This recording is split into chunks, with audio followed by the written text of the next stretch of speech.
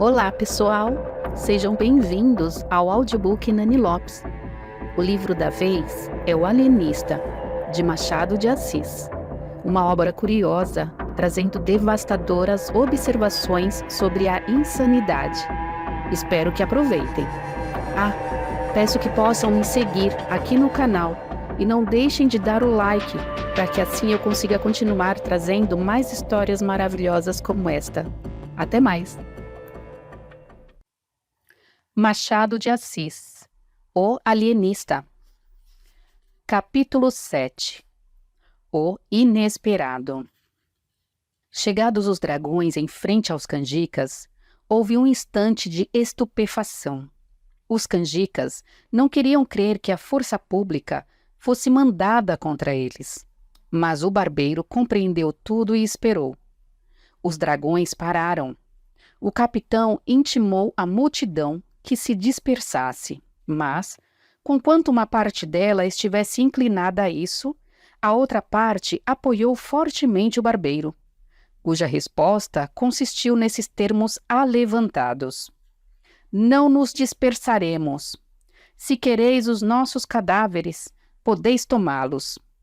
Mas só os cadáveres. Não levareis a nossa honra, o nosso crédito, os nossos direitos, e com eles a salvação de Itaguaí." Nada mais imprudente do que essa resposta do barbeiro, e nada mais natural. Era a vertigem das grandes crises. Talvez fosse também um excesso de confiança na abstenção das armas por parte dos dragões. Confiança que o capitão dissipou logo, mandando carregar sobre os canjicas.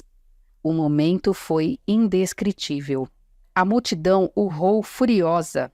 Alguns, trepando às janelas das casas ou correndo pela rua fora, conseguiram escapar.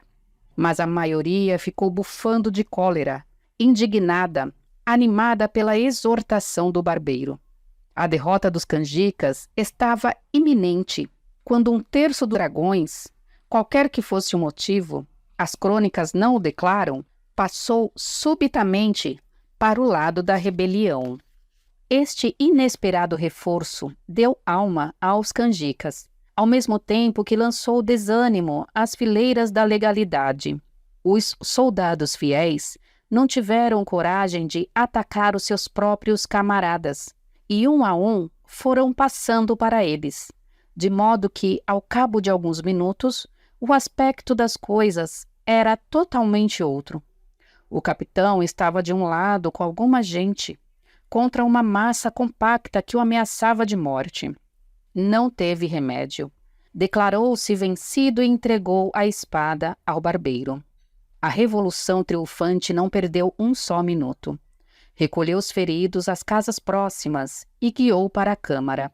Povo e tropa fraternizavam, davam vivas a El-Rei, ao vice-rei, a Itaguaí, ao ilustre Porfírio. Este ia na frente, empunhando tão destramente a espada, como se ela fosse apenas uma navalha um pouco mais comprida. A vitória cingia-lhe a fronte de um nimbo misterioso. A dignidade de governo começava a enrijar-lhe os quadris. Os vereadores às janelas, vendo a multidão e a tropa, cuidaram que a tropa capturara a multidão, e sem mais exame, entraram e votaram uma petição ao vice-rei para que mandasse dar 1 mês de soldo aos dragões, abre aspas, cujo denodo salvou Itaguaí do abismo a que o tinha lançado uma cáfila de rebeldes. Fecha aspas. Esta frase foi proposta por Sebastião Freitas, o vereador dissidente cuja defesa dos canjicas tanto escandalizara os colegas. Mas, bem depressa, a ilusão se desfez. Os vivas ao barbeiro, os morras aos vereadores e ao alienista vieram dar-lhes notícia da triste realidade. O presidente não desanimou. "Qualquer que seja a nossa sorte", disse ele, "lembremo-nos que estamos a serviço de Sua Majestade e do povo." Sebastião insinuou que melhor se poderia servir a coroa e a vida, saindo pelos fundos e indo conferenciar com o juiz de fora, mas toda a Câmara rejeitou esse alvitre. Daí a nada o barbeiro, acompanhado de alguns de seus tenentes, entrava na sala da vereança e intimava a Câmara à sua queda.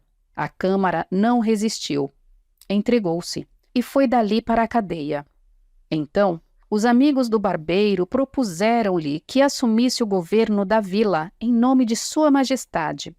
Porfírio aceitou o encargo, embora não desconhecesse, entre parênteses, acrescentou, os espinhos que trazia. Disse mais que não podia dispensar o concurso dos amigos presentes, ao que eles prontamente anuíram. O barbeiro veio à janela e comunicou ao povo essas resoluções, que o povo ratificou, aclamando o barbeiro. Este tomou a denominação de protetor da vila em nome de Sua Majestade e do povo.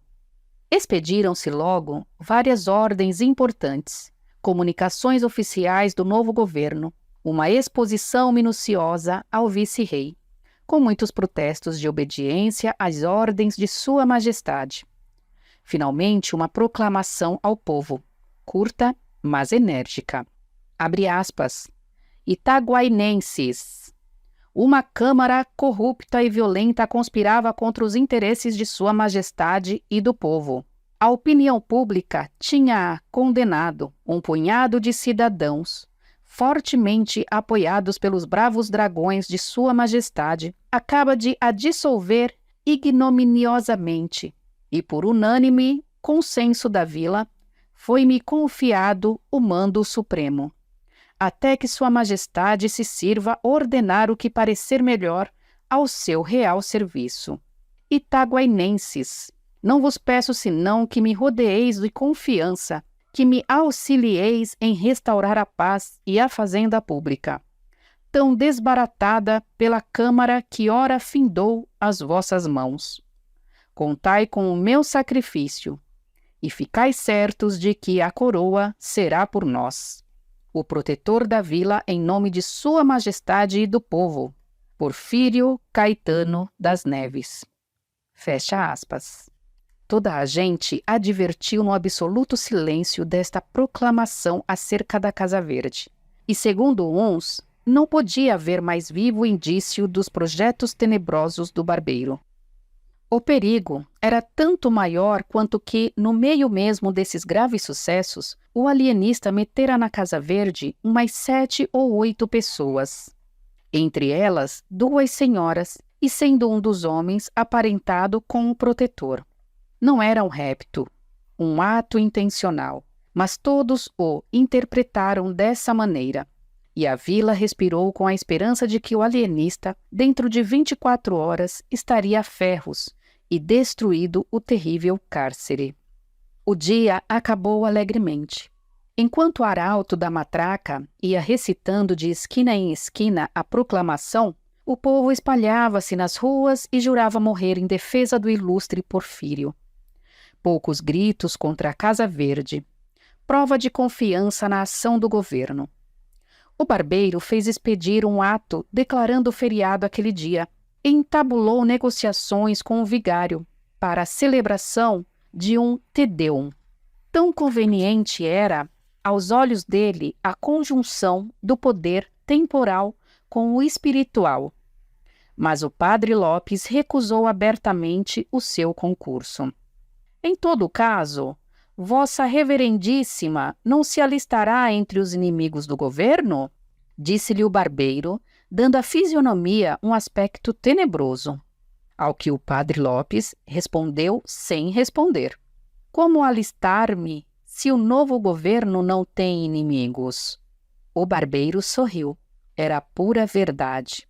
Salvo o capitão, os vereadores e os principais da vila, toda a gente o aclamava. Os mesmos principais, se o não aclamavam, não tinham saído contra ele. Nenhum dos almotacés deixou de vir receber as suas ordens. No geral, as famílias abençoavam o nome daquele que ia, enfim, libertar Itaguaí da Casa Verde e do terrível Simão Bacamarte.